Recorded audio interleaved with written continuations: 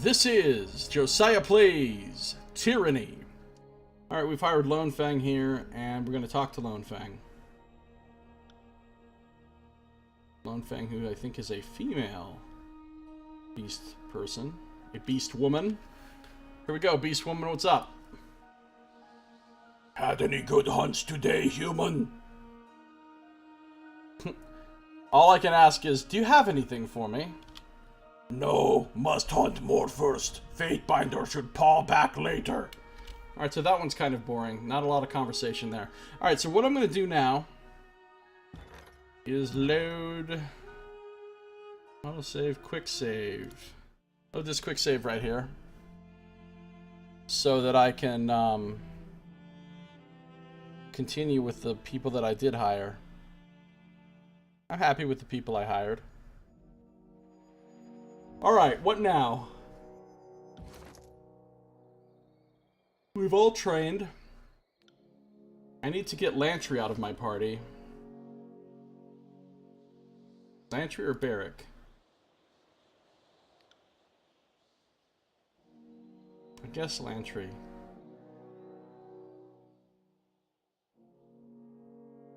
Although maybe I should just get used to the idea of not having Barrack. Get used to it now.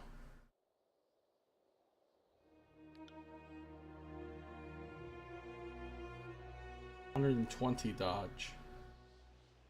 Beautiful.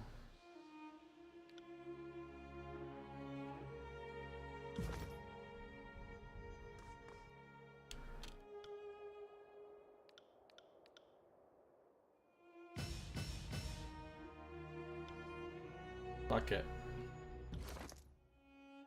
Alright, I need to do spells, obviously.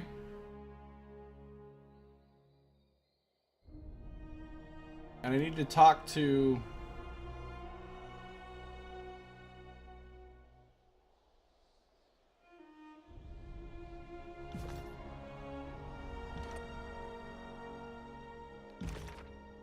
This Laura's only 81. Mine's 96. Having two spells that are the same like this, by the way, I've already determined to be useless because they share a cooldown, which is unfortunate. I thought I was going to be able to load my bar up with all healing spells with different modifiers, but it doesn't work that way. What if I change the name? Do they still share a cooldown? Hold on, let's say I cast Healing Mist right now. And they share a cooldown, right? Now, what if I decide to get slick, and I'm like, oh, hey, this isn't Vital Body, it's Vital Not Body.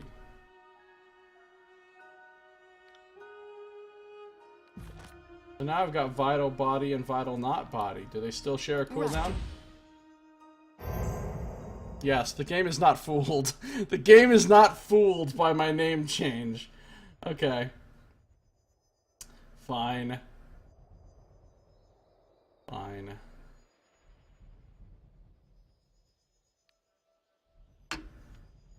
So I need to do my spells. I need to decide which party member I'm kicking out. I need to have a lengthy conversation with Lantry. And then I need to...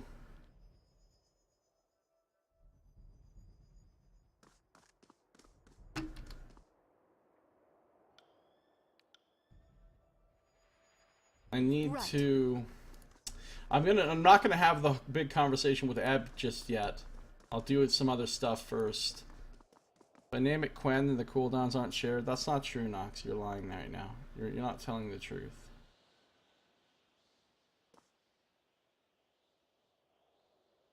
Have you made me anything lately?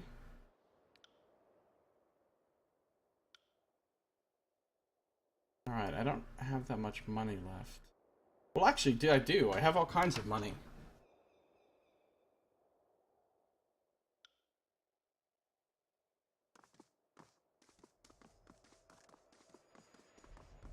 I wonder if I'll be able to go places in the Bastard City besides just Tunons. Well... Like, there's a whole map of the Bastard City here, and then there's Tunon's Court. Why would they bother to have a map of the Bastard City if you could only go one place there? If you could only ever go one place there, that would just be like you click on this and you just go to the one place. Right? Like, here's another spire that I'm gonna get. So this is the town itself, and then there'll be new things unlocked for my spire.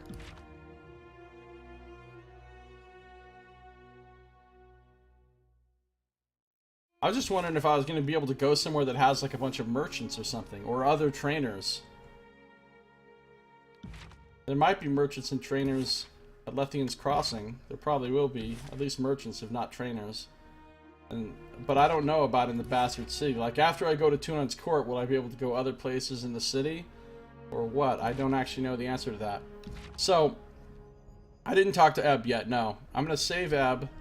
I do want to talk to... Am I kicking Lantry out, or am I kicking out Barrick? I have to decide that.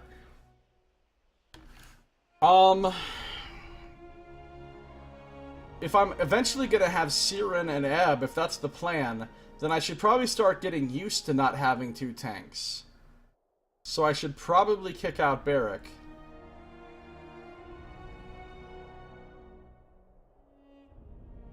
It's a good... See, that's another reason why I wanted to play on normal, is for the first time, because I don't know the game that well, I want to have a non-standard party. You know, if I was playing on a really hard difficulty, I probably couldn't even have the party that I want, because it would be too hard to have just verse Ebb and Siren. But since I'm playing on an easier difficulty, well, I'm playing on normal, but as we all know, normal generally means pretty easy nowadays. I can probably do without Barrick. So let's get rid of Barrick. If I'm going to get rid of Barrick, I need to take his stuff. I mean, the stuff that can be taken. Most of his armor doesn't come off.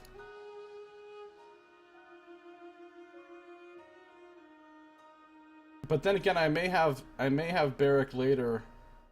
I may need to use him later or something, so I'm not going to take all of his stuff. I'm going to take these things, because somebody else could use them. But I'm not going to take his shield and spear.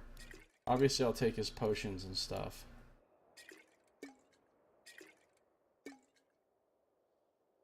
And all the things he's carrying.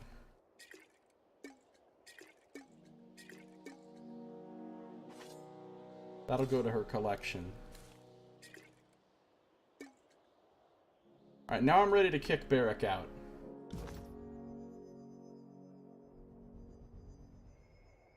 You want a Punisher that you can fucking reckon with and heal with your dual healers? You can be super monster. That would be pretty cool. That would be pretty cool.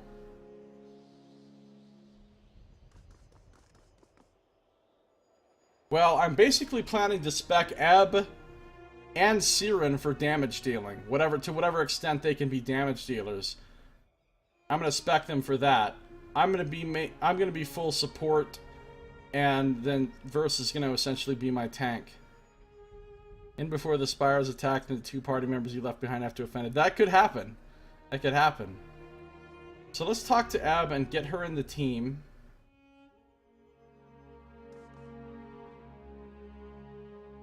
What is it you need? Grab your things. I've need of your skills. Smartest thing you've said all day. I'm ready whenever you are. Goodbye, Barrick. Welcome, Ebb. So she's level 6 and ready to level... Oh, she's got a ton of points to spend, too. But Ebb's in the team now. Holy crap, look at the AoE on that! That's the combo ability, Tyranny's Embrace. We read about this before. That's the one where she lifts the party up in the air and heals us while God, look at that AoE! That's beautiful! Okay.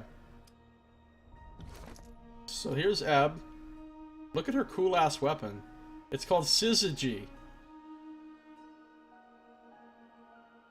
Isn't Syzygy when all of the planets are lined up?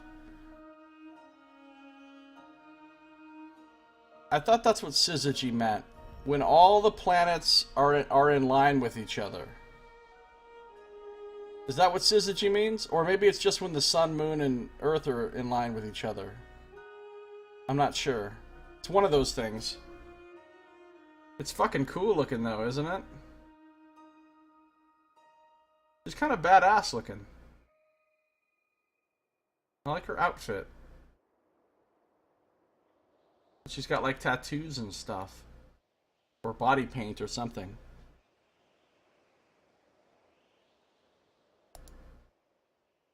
Eb's staff Syzygy is a fearsome specimen of the modern Tidecaster's staff. A bladed polearm with a much more martial, intimidating construction than the humble and hand-carved wooden staves that the first Tidecasters repurposed from sailing oars.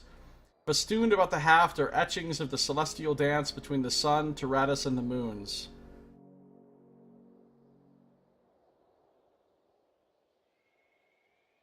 Sweet. Does arcane damage. Only Eb can equip this. Got some potions.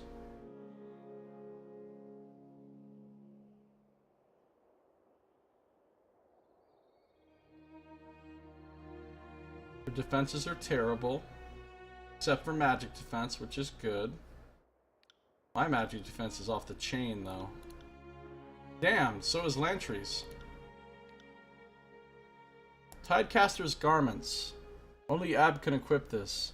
The traditional uniform of the School of Tides involves little clothing, but rather a long, singular length of rope tied about the body on a harness. These pragmatic casters, fashion that cannot double as a tool is dead weight. Conform to social standards of modesty, most Tidecasters prefer simple, loose-fitting affairs. With much of their time spent in travel or on deck, weighty armor and flowing garments that could snag oars are out of the question.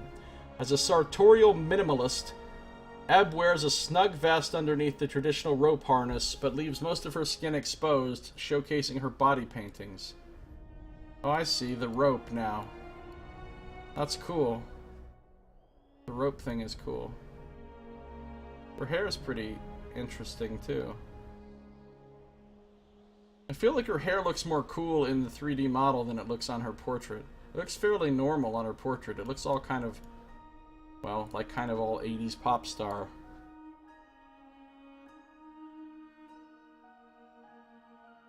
Punisher with massive AP or movement speed is basically a mage that can be directly at the enemy back line.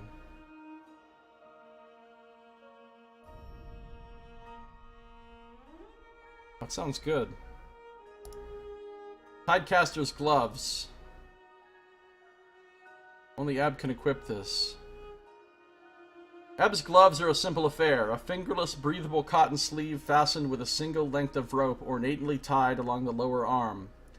Most casters find clothes a needless bit of encumbrance, a liability that takes on water and gives one's enemy something to grab. Spending much of their life on docks and boats means often needing a bit of rope to fix or secure something, and rather than carry cumbersome bundles of line, most Tidecasters prefer to wear their rope as fashion so as to never be without this handy tool.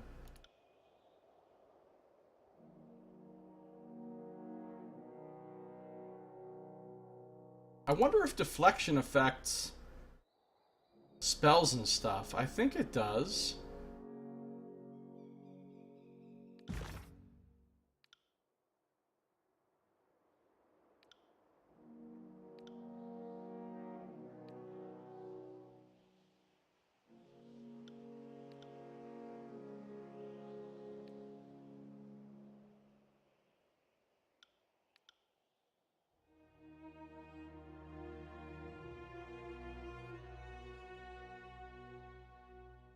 When attacking the hit result, because spells always are an attack. Every type of spell is an attack against a certain defense, and it can graze, hit, or crit. Every spell can graze, hit, or crit. So, if deflection also gives you hit to graze, graze to miss on spells too, that's really fucking good. Deflection seems way more useful to me than armor. Because in this game, you can either wear light armor or heavy armor. And heavy armor has no deflection on it, but it has a bunch of armor points. And armor points just directly come off of damage, but it's just a few points. I mean, if you're taking big hits for 40, 50, 100 points of damage or whatever the fuck, and you're taking, you know, 5 off of it, or 7, or 10, or even 20, well, 20's a lot of armor for... But... it just doesn't seem as useful as deflection. Deflection seems really good. That's why I focused on that for reverse. She's got 59% right now. And she could get a lot more if I get her some better gear. And then as I continue to raise her... As I continue to raise her finesse, she'll get even more deflection. Because this number right here, this is what's cool. This is what I learned about finesse that's really cool. This extra armor deflection right here, this 8%, is per piece of armor with deflection on it. And you get 4 pieces of armor with deflection on it. So that's actually 32% extra deflection from this finesse. See, bonus for finesse, 32%. So as soon as I raise it one more point, she gets not just 1% more deflection, she gets 4% more deflection. So, if you know, getting her finesse as high as possible, and then getting the best gear with all the deflection, her deflection will probably be able to get up in the like 70-80% range maybe. Which is an enormous chance to reduce something from a hit to a graze, or from a graze to a miss. This is pretty fucking great.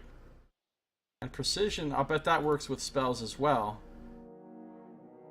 Which is pretty cool.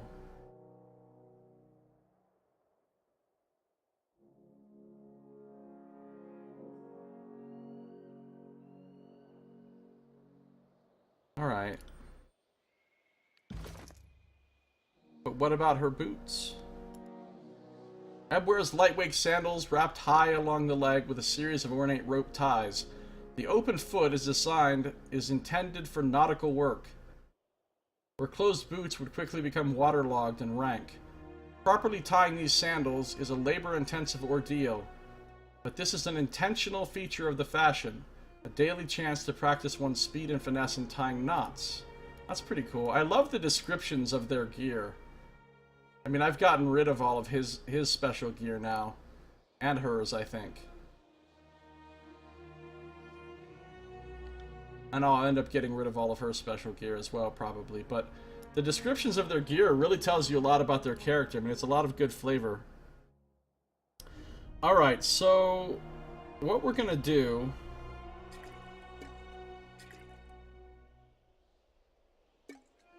is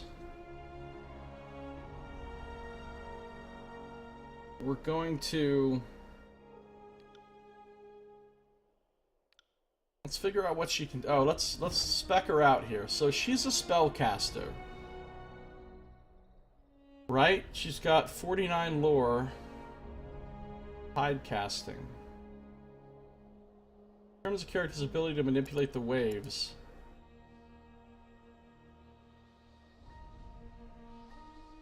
Tide casting talents.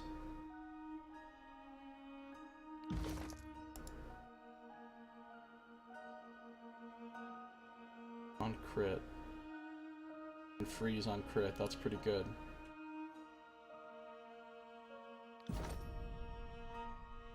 So I think I just want to go all in on wits with her. It will affect all of her magical skills. It will affect her lore. It will give her more spell strength. All in on wits.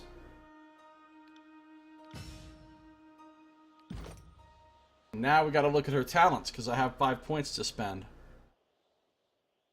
So she's got title and gravelight. So the title tree... Well, first of all, before I look at that, I need to look at what her actual abilities are that she currently has. She's got Repelling Blast.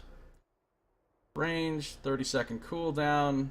Does some frost damage. Immobilizes and pushes. Create a powerful jet of water that strikes a nearby target and knocks them back. Base off her tide casting skill. That's a negative. She's got Phantom Bolt. That sounds cool. Strike a target with a bolt of grave light energy that drains health from the target and converts it to health for the caster. Nice.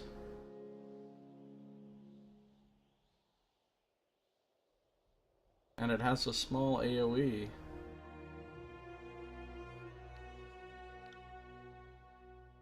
That's a negative. Phantom Bolt.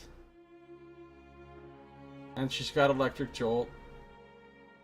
She has a combo ability with Seraphina, Light of the Grave. Ebb surrounds the party in a glow of grave light energy. While affected, the party's attacks will transfer health from enemies. Once per encounter, 30% of damage restored. That's nice.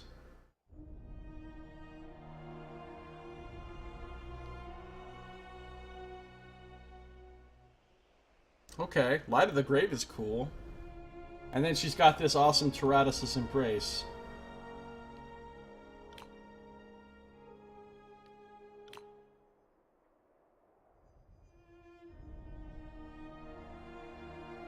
I think it's kind of dumb that you have to use camping supplies to rest at your own spire. But that's okay.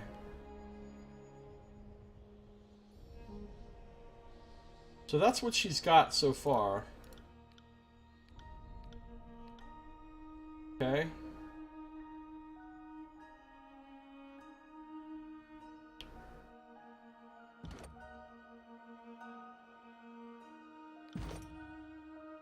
So how can she spec?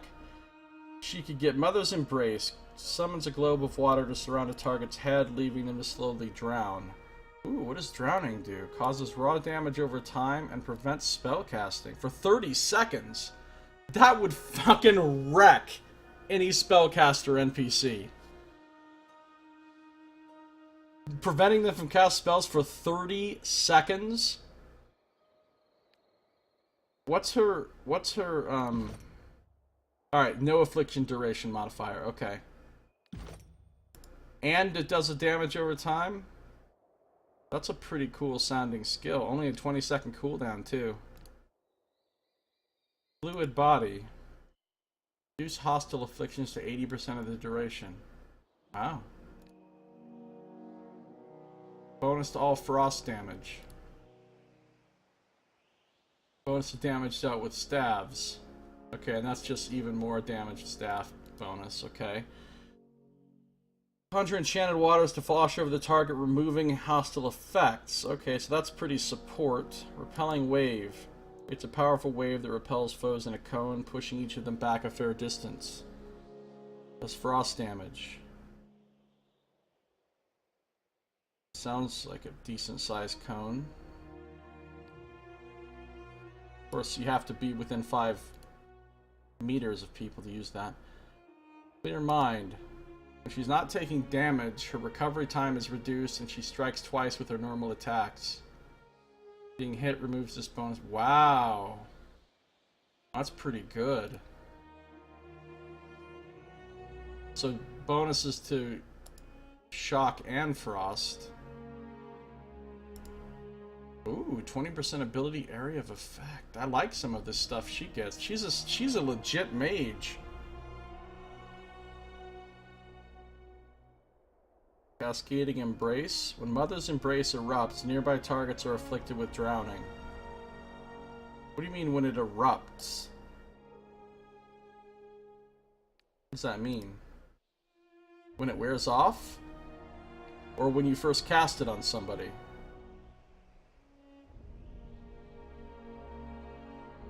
Ah, after 30 seconds. So when it wears off, everybody within 5 meters... It gets... Oh god, that's cool. Once per encounter, when Ebb's health is critical, she triggers a nova of repelling waters to surge outwards around her, pushing back foes. Okay. Create a thick fog that reduces enemy accuracy and grants a bonus to the party's subterfuge. Huh.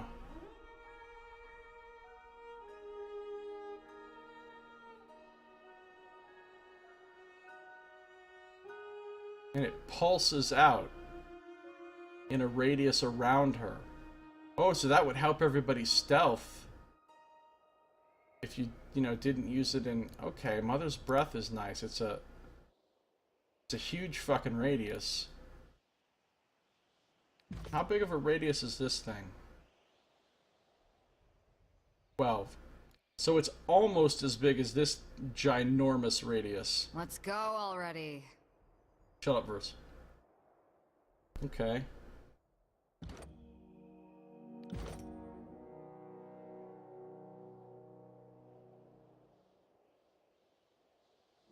this stuff out here is all really good. I don't care about magic staff damage. Turn to the source. Summons water from the target's blood and tissue. It erupts out of them in a surge, dealing massive damage in the process. Raw damage. That's unreducible damage. Or irreducible. Okay. Passive. While in combat, Ebb grants herself and nearby allies a bonus to movement speed. Huh. Repelling Nova. Create a powerful Nova of water that repels all nearby enemies, pushing them back a fair distance. Bunch of frost damage.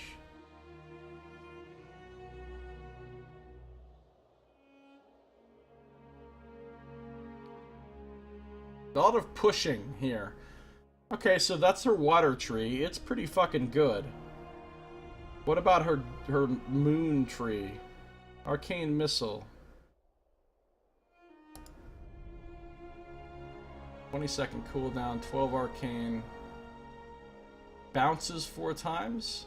Send a charge pulse of arcane enemy to foe that bounces to hit nearby enemies. That sounds fun.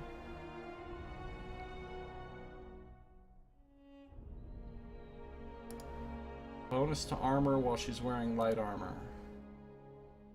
Even more bonus to armor when she's wearing light armor. So I can make her kind of tanky in a weird way. Bonus to magic defense. Oh, I could make her real tanky versus everything if I wanted to, which is, well, not real tanky, but kind of. Tyranny's Call, 30-second cooldown. Does crush. Lift a target into the air and violently throw them back down to the ground, dealing crush damage. That sounds fun. Brave Strike. Cause each enemy in a cone to trigger an explosion of grave light energy. Foes take arcane damage and a portion of their lost health is drained back to Ebb.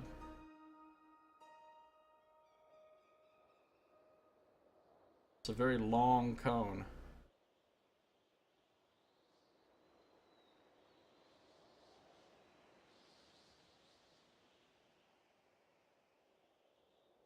It's kind of cool.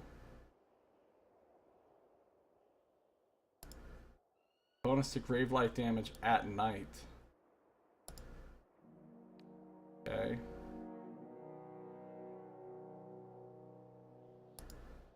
Brightens nearby Bane.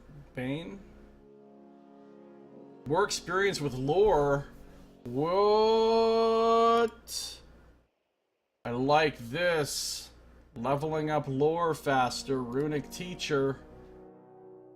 Runic Teacher. I'm feeling that.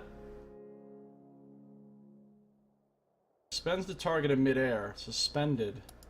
Cannot move or attack and can only be attacked by ranged attacks. So it's crowd control. It's a 12-second crowd control. Okay. Bonus lore and spell slots. I want that. Once per encounter, when she's critical, she causes an explosion of grave light that drains health from nearby foes. That's pretty nice. Afflictions caused by attacks last longer.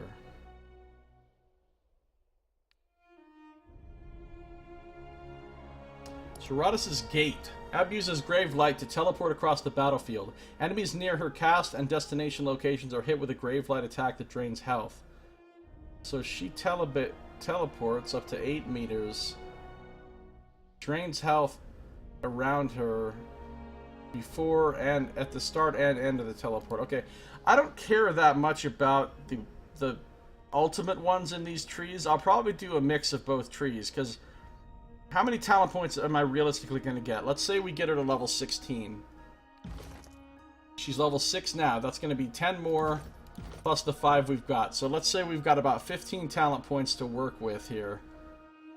Because I really want Runic Lore Master, but I also really want Empowered Elements. So we're talking about spending 14 talent points just to get each of those, because I have to have 6 and then the thing itself each.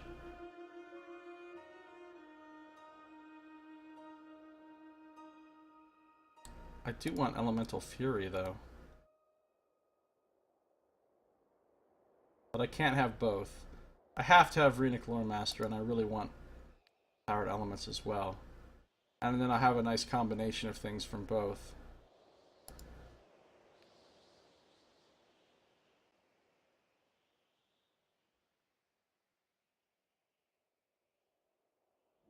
That means I won't have anything from the rank 9 tier.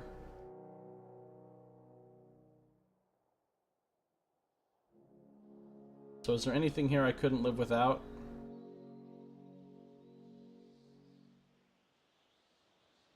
Not really.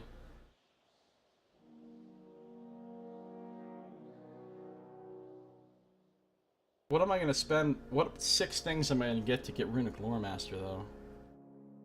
Okay, I'm getting a Runic Teacher. Brave Strike. Tyranny's Call. Arcane Missile. That's 3. That's 4. And I'd have to get a couple, I guess, Moonlit Way. 5.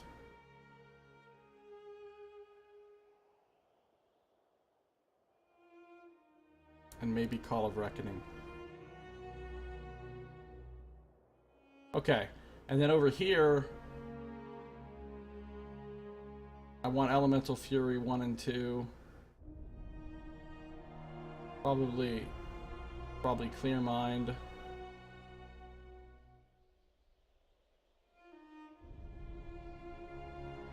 Mother's Embrace for sure. So which one do I want to go for first? I think I want to go for Runic Lore Master first. So I think I'm going to put all my points into the Gravelight side. For right now. So let's get Arcane Missile. Let's get Tyranny's Call. Let's get Grave Strike. That's 3 more abilities that'll go right on her bar, which is nice. Let's get Runic Teacher.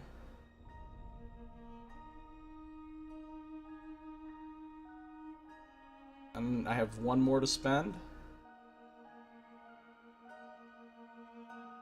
Moonlit Way.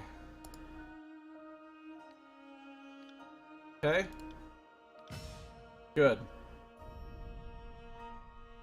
Good.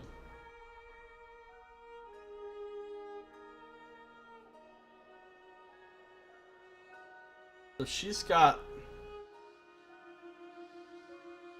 a lot of abilities now. Bit of electric.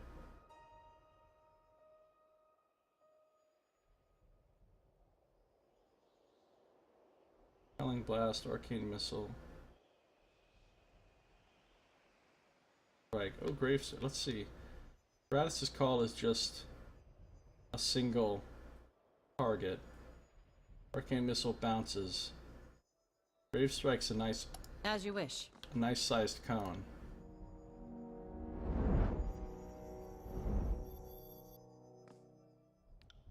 That's a negative.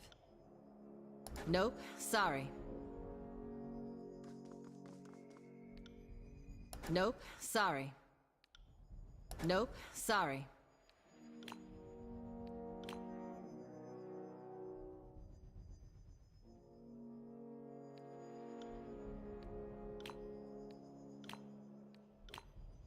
Okay.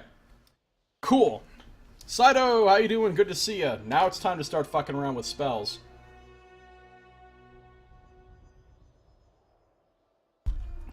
Good to see you, Saito. I had a question earlier that I figured that nobody but you could or would answer. Here's the question. So, it claims that this spire is so tall that you can see it from everywhere in the tiers. From every corner of the Younger Kingdoms. This is an area the size of Spain. How tall would it have to be for you to be able to see it from everywhere in Spain? That's the kind of math that I figured nobody but you would be willing or able to do.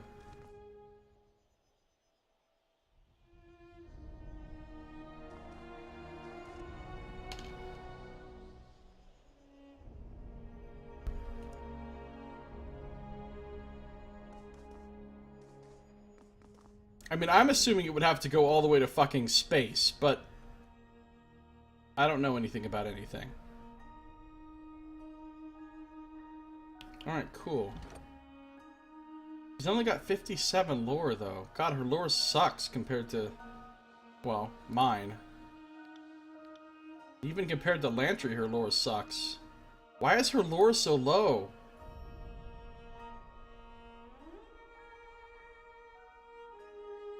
I mean, her actual magical skills, 58, and so are pretty good. Damn, look at his control life. Holy crap. My control life is only 60.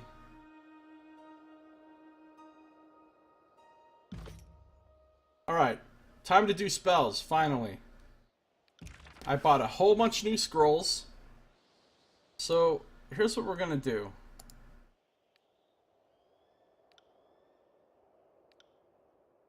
We're removing all of these.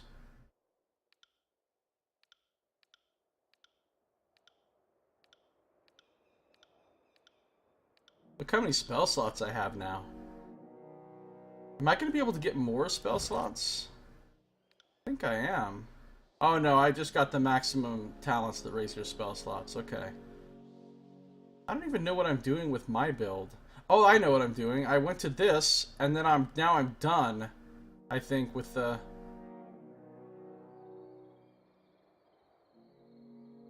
I think now I'm done with the magic tree, and I'm going to put everything into leadership.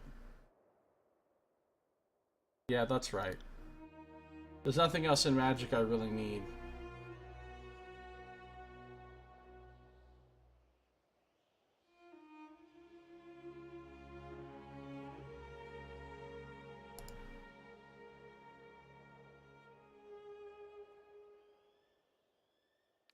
So I'm going all in on leadership now.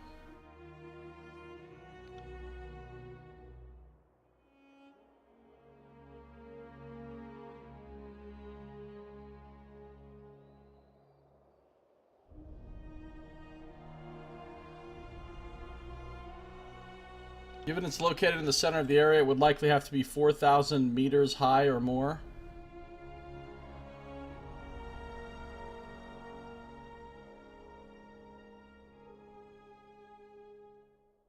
That's like over 2 miles, isn't it? Depending on the relative elevation of the surrounding area, of course. Alright, let's do my spells. I have a lot of spell slots. Oh, I remember now, though. I know I'm fucking around with a lot of stuff for a long time now. I get 2 spell slots for everyone in the party when I get this one. So I will have 2 more spell slots. So I'll have 10. 10 is a beautiful number of spell slots. But unfortunately, I can't take multiples much more than 4K, says Anonymous.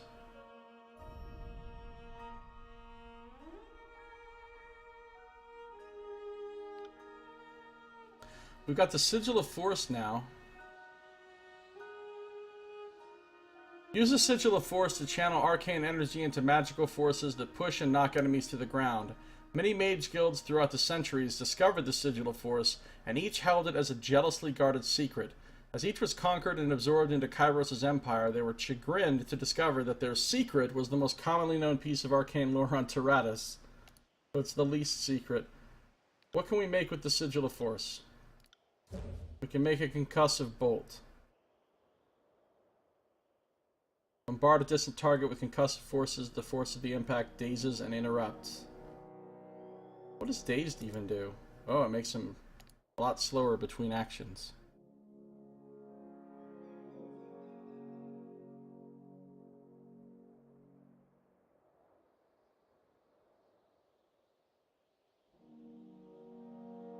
How many meters high are the clouds?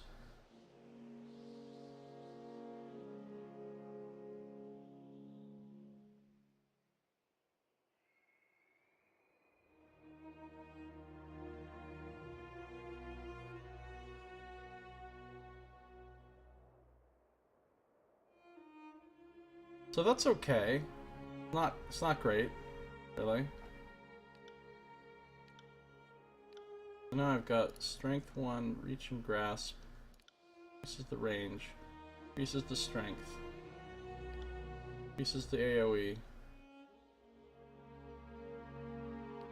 Increases the duration of the days. Increases the accuracy.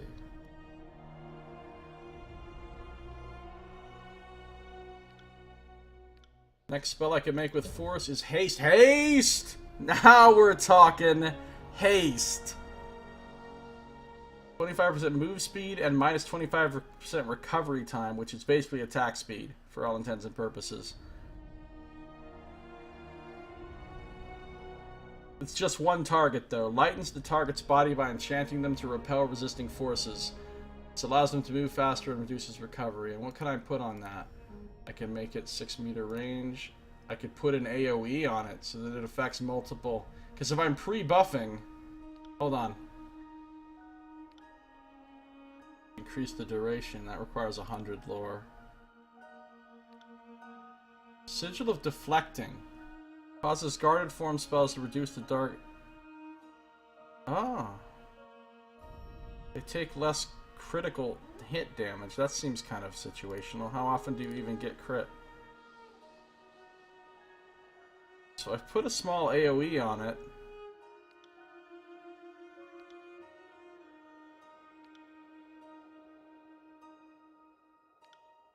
Let's say I took this spell real quick. I want to test it out. How big is this AoE? It's very small.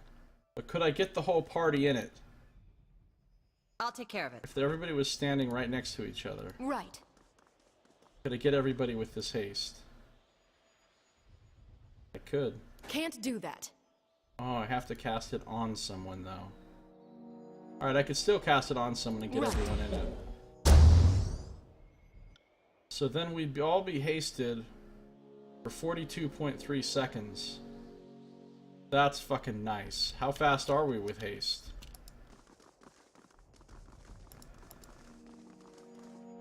But that 25% faster attack speed is what would be awesome about it.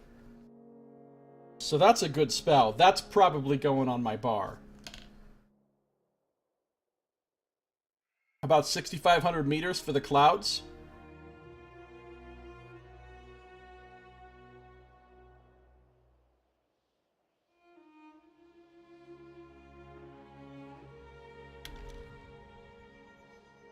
Okay. So haste is a good spell.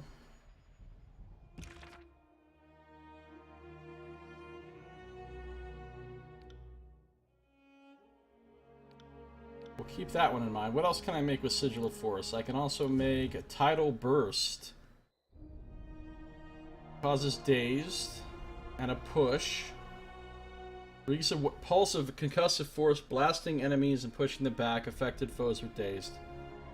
And if I made that bigger and longer ranged,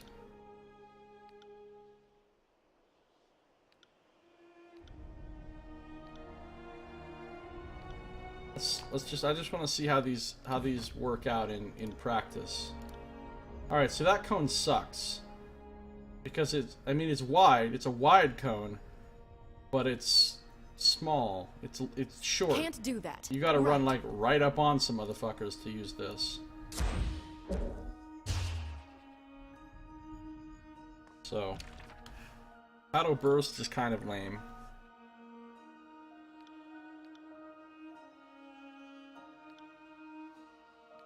And finally, there's Weighted Stance. Generate an aura around the target that prevents allies from being knocked prone.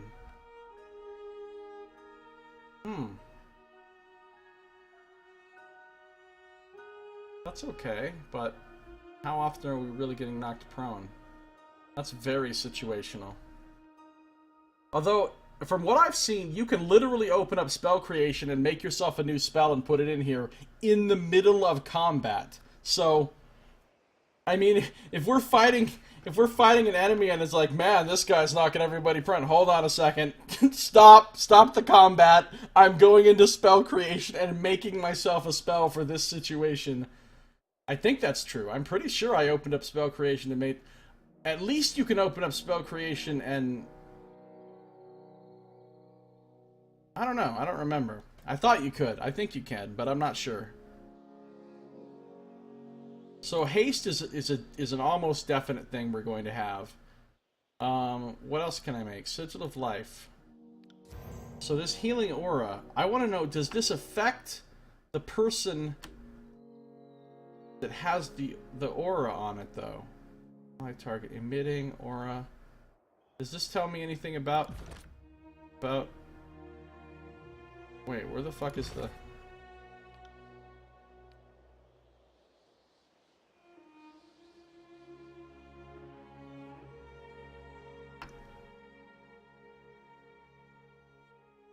Does it heal the person that's got the aura on him, though? Is the question.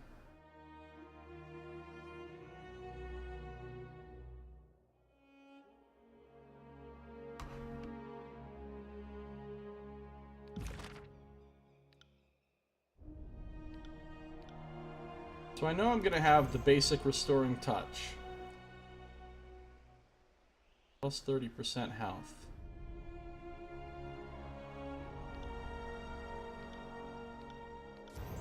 What can I put on this? I can make it more accurate, make it more intense. I can increase its range. That's the only things I can put on this. So that's the first spell she's gonna have for sure. Actually, even though I'm speccing her for damage and not...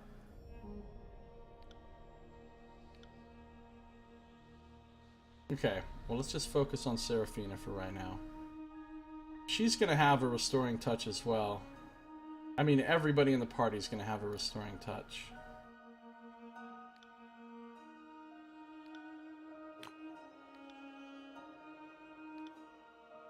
She doesn't have enough lore for this version of it.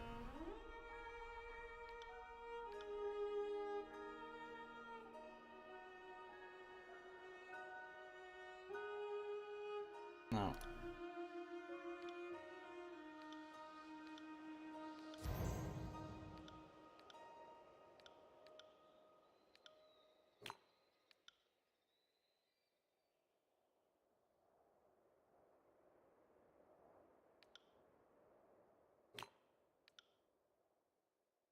Okay.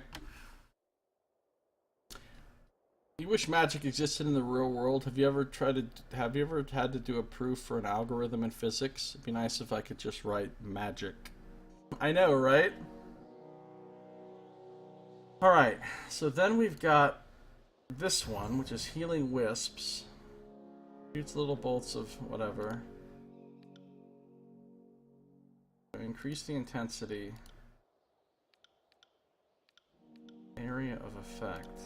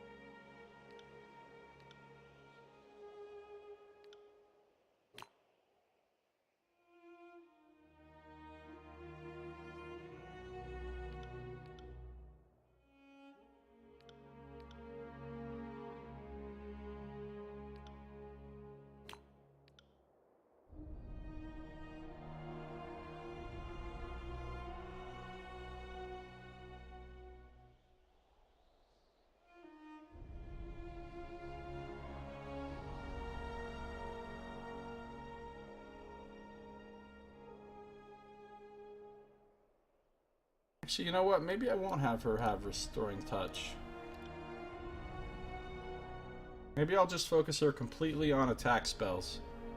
She'll just be a fucking nuke machine.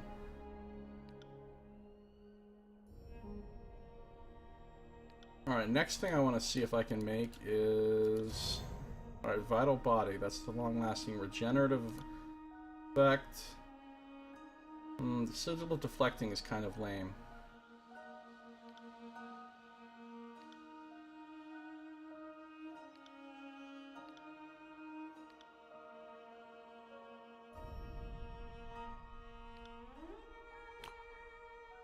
This is too strong for Lantry. I don't even think I'm going to give it to Lantry.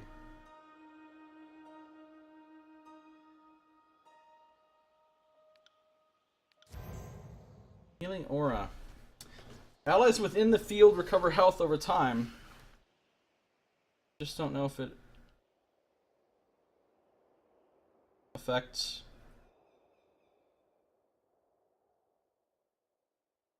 the actual person. Let's see, what's the radius? I can make it 3 meters.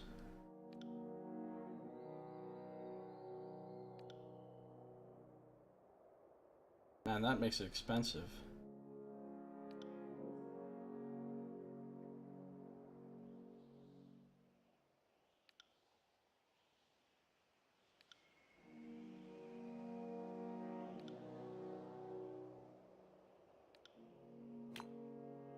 There's all my heals. That means I have slots for 4 like buff type spells.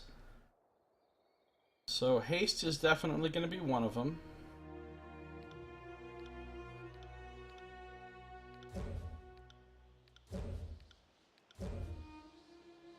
And how can I improve that?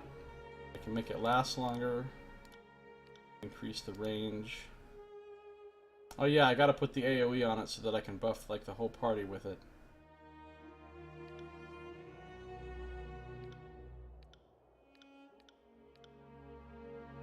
I don't quite have enough lore to do that yet.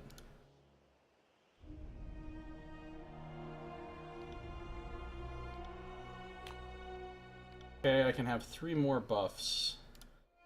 Illusion. Ooh, here's a new spell. Mischievous Mass. Wait. Conjure a wave of illusionary chaos. Enemies caught in the effect have their worst fears manifested, blinding, confusing, and frightening them. That seems pretty good. That seems pretty good. It's a line. 12 meter long line.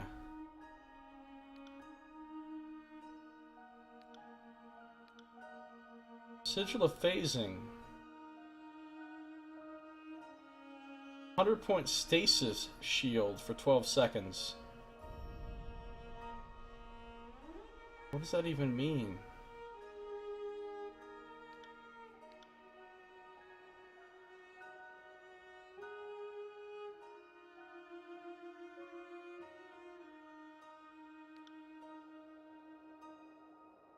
Hold on, I want to see what that thing is like.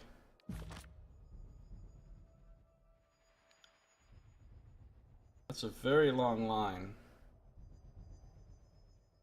That wouldn't be bad. I mean, that's some nice crowd control. Frightened, blinded for 18.8 seconds, and confused for 9.4 in a big old line. Since I'm trying to line up foes with Seraphina anyway for Sunspear. Huh. That one's tempting. That one's tempting. What else can I make? Unravel Minds is a cone. Stun and Daze.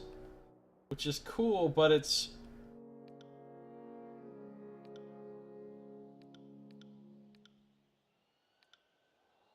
It's kind of a small cone is the problem.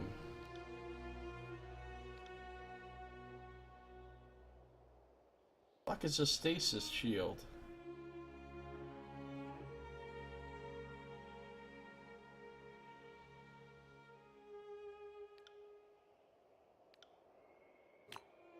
Unravel Minds.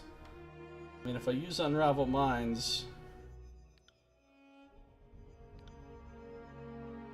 Again, it's wide cone, but it's short, you know?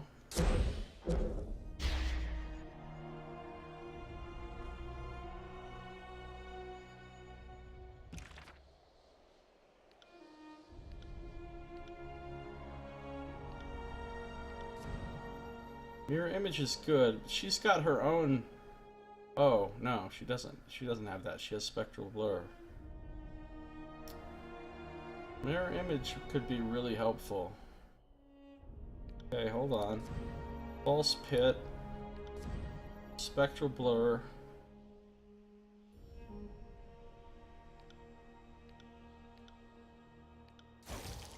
Path of Frost. Unleash the jagged line and frozen spikes that jet forth, freezing enemies in their path. Freezing Grip. Coat a target's weapon in frost, causing attacks to deal additional frost damage and slow enemy movement speed. Oh. Weapon buffing spell.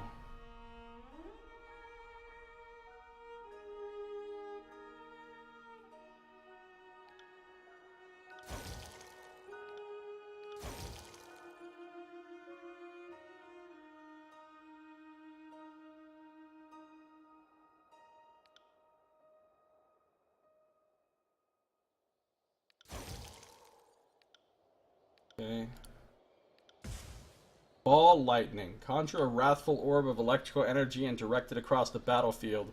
The orb moves slowly, but when it passes through an enemy, it emits a powerful burst of shock damage on all nearby foes. That is pretty cool. Static Charge. Imbue a weapon with shocking energy, granting additional shock damage to attacks and triggering electric explosions on weapon crits. 10% shock damage on weapon crit. Boom. Alright, well the first thing we need to know is, can you cast more than one of these on somebody's shit? It's the first thing we fucking need to know right now.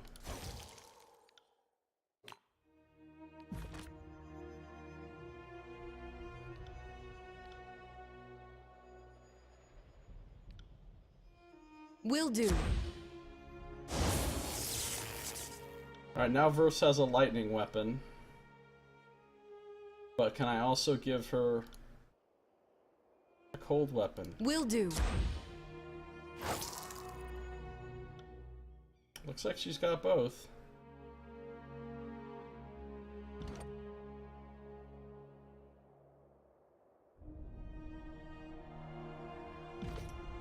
Looks like she's got both.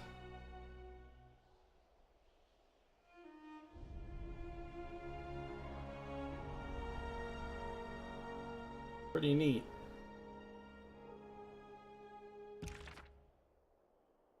Okay. Let's get rid of that for a minute.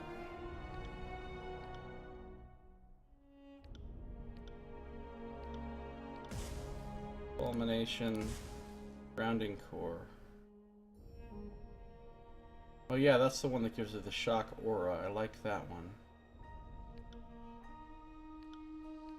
Fire. Twisting Flame. Direct an entwining wave of flame across the battlefield. Each enemy caught in the flame's path takes fire damage and is left burning. Another line spell. Sets them on fire. That sounds good. And of course you could use Frostfire with that to burn them and freeze them. Oh, that's fucking cool.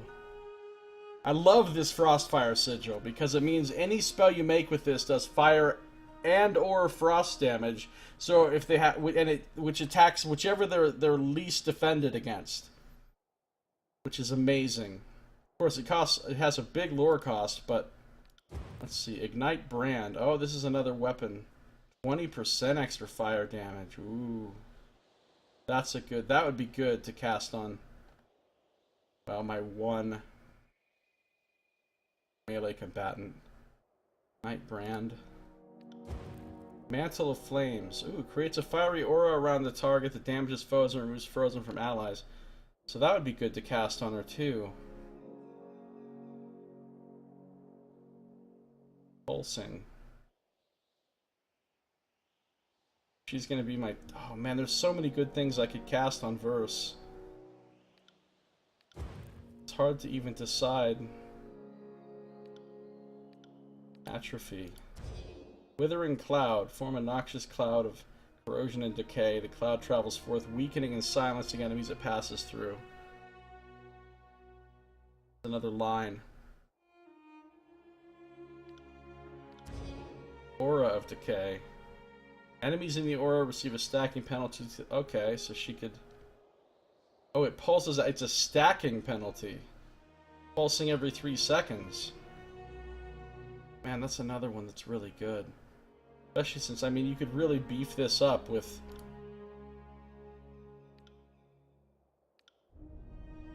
3-meter radius. You could make it last longer. So many good spells I could make, but I'm only allowed to have a limited number of them. Alright, we're going to keep messing around with the spell-making system for quite a while, probably. We're going to keep messing around with the spell-making system in our next episode. If you're watching the stream, don't worry, I'm not stopping. I'm going to keep on playing for a long time. I do need to take a quick break, but that's going to do it for this episode. Those of you watching on YouTube. So thanks for watching. This has been Josiah Plays Tyranny.